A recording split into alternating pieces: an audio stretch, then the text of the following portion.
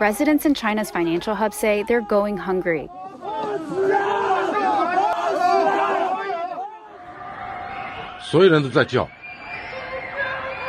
Many people have been unable to leave their homes to buy food since late March.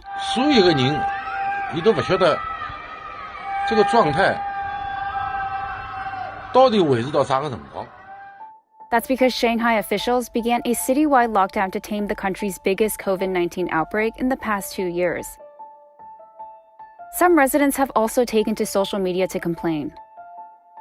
It has prompted a lot of people in Shanghai to ask, is this the right policy? Is the cost of this lockdown too great?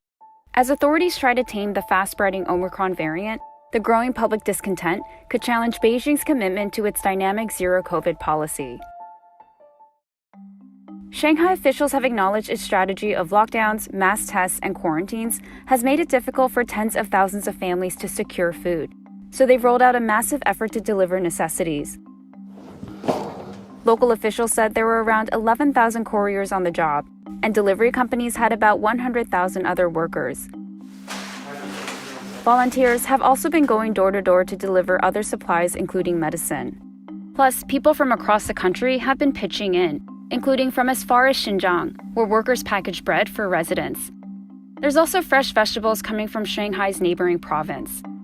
But some residents have said that they're not getting enough food from these deliveries. There are some people who are doing okay, but there's also unquestionably people who are living on basically the barest minimum of food with no protein and very little in terms of quantity. For instance, a family of 2 received this package from the government on the second day of the lockdown. The father and daughter said it was all consumed in about 4 days, and the next delivery came about 2 weeks later.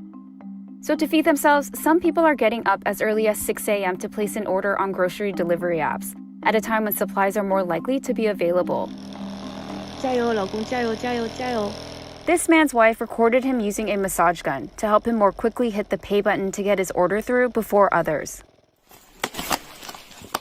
Some residents have teamed up with neighbors to buy in bulk. We've got over 150 parcels in here. We ordered for the whole building again. Or they're bartering with each other. The struggle to get food has sparked anger in some communities.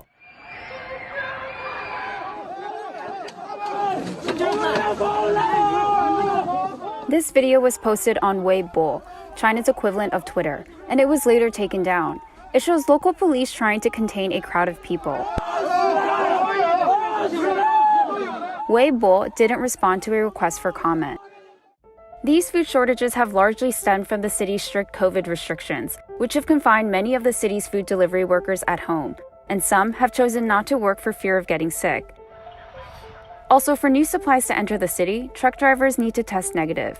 Once you come into the city and you've delivered your supplies, it's not clear if you can necessarily get into the neighboring province to be able to pick up another run of supplies because the authorities won't necessarily allow you into the province because you've just come from a high-risk zone. Shanghai officials have pledged to do better. 努力解决采配效率不高的问题。 However, the anxiety of not having enough to eat is raising some collective memories from China's famine about 5 decades ago. China's modern history has had a lot of instances of deprivation and of quite serious lack of access to food. This is a 21st century twist on that, but it has reminded people of the importance of having stockpiles. And the situation in Shanghai has prompted some people in other cities to prepare for the worst. On Weibo, the topic, "What to prepare if I suddenly receive a quarantine notice," has attracted more than 200 million views. And Chinese state media published this diagram, which outlines the items you need to prepare to stay at a quarantine center. Even though Shanghai officials announced that they have lifted some measures despite record cases, people have started to question more than just the government's handling of the food shortage. 希望能够有个更清楚的一个流程让我知道，比如说我们的疫情拐点大概什么时候会出现，我这样的隔离生活什么时候能有盼头。